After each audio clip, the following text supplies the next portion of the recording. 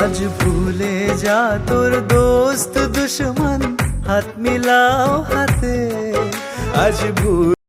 Hello, আসসালামু আলাইকুম। কি অবস্থা সবার? দিস ইজ রোজা ফ্রম রোজাস মোমেন্ট। ফাইনালি আজকে আপনাদের সাথে আমি ঈদ ব্লগটা শেয়ার করতে যাচ্ছি। সকালে ঘুম থেকে ওঠার পরেই দেখি সবাই নামাজে যাওয়ার জন্য বের হয়ে গেছে। কালকে যেহেতু চাঁদ রাত ছিল, আমার রুমের অবস্থা তো খুবই খারাপ ছিল। আমি তাড়াহুড়া করে রুমটা সুন্দর করে গুছিয়ে ফেলি। গুছিয়ে বলতে বেডশিটটা চেঞ্জ করে ফেলি। আম্মু দেখলাম যে সেমাই রান্না করে রাখছে, তো আমি একটু কিশমিশ দিয়ে দিচ্ছিলাম সেমাইয়ের উপরে। আমার মেহেদিটা যেহেতু 2 দিন আগে পড়ছি, ঈদের দিন একদম সুন্দর কালার চলে আসছে। তারপরে সকালের খাবার খাওয়ার জন্য টেবিলে গেলাম। সকালের খাবার হিসেবে খিচুড়ি আর মুরগির মাংস রান্না করা হয়েছিল। আমাদের বাসাতে ঈদের দিনের জাতীয় খাবার হচ্ছে খিচুড়ি আর মুরগির মাংস। প্রতি বছরই ঈদের দিন সকালবেলা আমাদের এই জিনিসটাই খাওয়া হয়। তারপরে আমি মুশফিরাকে একটু রেডি করাই দিই, যেহেতু এটা ওর ফার্স্ট ঈদ ছিল, এই জন্য ওকে তাড়াতাড়ি করে রেডি করে দেওয়া হয়। আমিও শাওয়ার নিয়ে চলে আসছি, আর সকালের দিকে অনেক বেশি কাজ করতে হয়, যার জন্য আমি একটা সুতি জামা পরে নিচ্ছি। কেউ ড্রেস পরায় কয়েকটা ছবি তুলছিলাম আমি।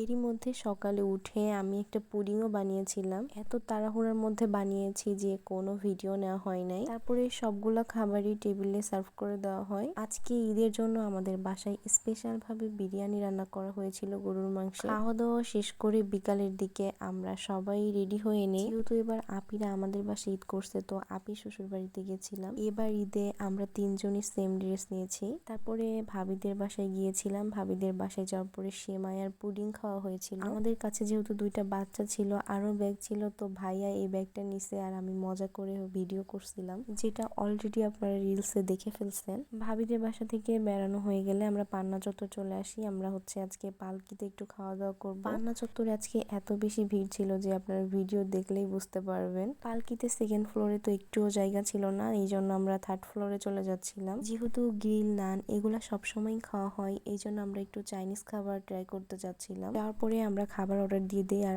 আপিদের স্যুপটা চলে আসছিল। অন্যান্য খাবারগুলো দিতে অনেক বেশি লেট করছিল। অনেক সময় বসেছিলাম, তারপরে ভাবলাম যে একটু ভিডিও করি, ছবি তুলি, যাতে ব্লগে শেয়ার করতে পারি। ঈদের জন্য যে ভাইরাল চুড়িগুলো নিয়েছিলাম সেগুলাও পরেছিলাম। এই চুড়িগুলো দেখতে এত বেশি সুন্দর লাগে। এই তো তারপরে আমাদের খাবারও চলে আসে। এত বেশি রাশ ছিল, তারপরেও খাবারের মান অনেক ভালো ছিল।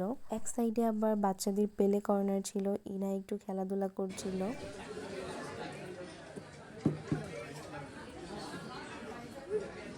তারপরে আমরা কেক অ্যান্ড পিৎজাতে চলে যাই কেক আর কোল্ড কফি খাওয়ার জন্য। যারা রাজবাড়ির মধ্যে আছেন, কেক অ্যান্ড পিৎজা থেকে কোল্ড কফি আর পেস্ট্রিটা ট্রাই করতে পারেন। আই হোপ আপনাদের কাছে ভালো লাগবে।